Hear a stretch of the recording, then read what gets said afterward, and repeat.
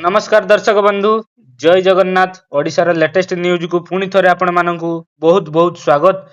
तो आपण कोन government scheme रु वंचित होउचंती आपण गोटे चासी गरीब चासी किंतु सरकारंको दिया जाउथुबा स्कीम रु आपण वंचित होउचंती तो ए वीडियोटी आपण मानक पई तो खास आपण मानक पई मु नै आछि ए वीडियोटी तो शेष पर्यंत देखंतु गोटे स्किप करले आपण वंचित हेबे सब योजना तो चलंतु देरी न करी आरंभ करमी।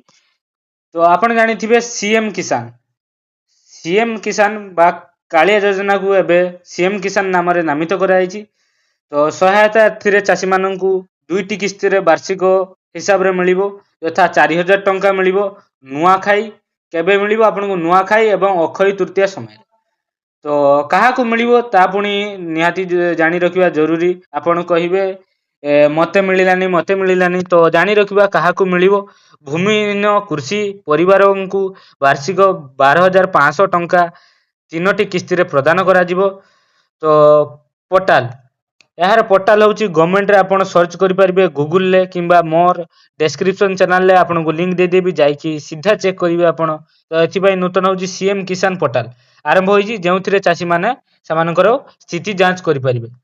तो आज ही आपण निवेदन करंतु सीएम किसान रे आज ही सरकारंको दिया जायथिबा स्कीम रो भरपूर लाभ उठंतु काहे कि ना सीएम किसान होची केवल चासी मानक पई।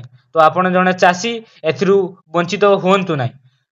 तो चलंतु आउ एको आपनक मानक पई बड़ खबर नै आसी जी दमदार खबर। तो धान संग्रह मिलित बोनस ताकू इंग्राजी रे कहंती कोन ना एमएसपी प्लस बोनस। सरकार को धानर सर्वनिम्न सहायक मूल्य उपरे अतिरिक्त बोनस घोषणा करिसेंती। धानर क्रय मूल्य आपणकर रहिछि एबे धान क्विंटाल पिछा 3100 टंका दर रे संग्रह करा जाउछि। एथिरे केंद्र सरकारंक एमएसपी सहित राज्य सरकारंक बोनस अंतर्भुक्त। तो यह थिला राज्य सरकारंक। तो चलंतु आपनकु आउ गोटे बड़ खबर को आपनकु मु स्वागत करूछि समृद्ध कृषक नीति। तो नूतन सरकार चाषी आय वृद्धि पई एही नीति प्रणयन करुछंती जहार मुख्य लक्ष्य होउछि बिहन एवं सार सठिक समय रे जगाइबा, शीतल भंडार संख्या वृद्धि करिबा, कृषि यंत्रपाति उपरे सब्सिडी प्रदान करिबा। जथा आपण जानिथिबे सार मेसिन कि धान काटिबा मेसिन एथिरे आपण ट्रैक्टर एथिरे आपणकर सरकार सब्सिडी जगाई दैछंती।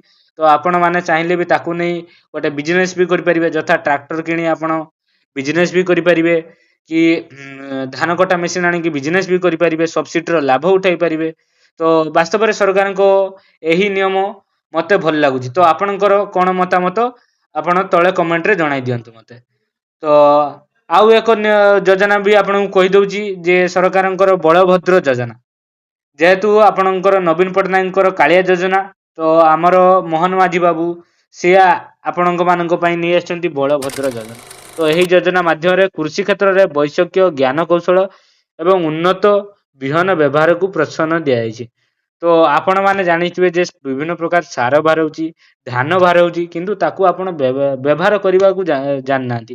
तो आपण लेटेस्ट क्वालिटी रो सब बाहर होची तो ताकू आपण यूज करी कि भलो धान उत्पादन करि परिबे एवं भलो पैसा रे बिक्री परिबे। कारण 3100 टंका रे आपनकर धान बिक्री होची।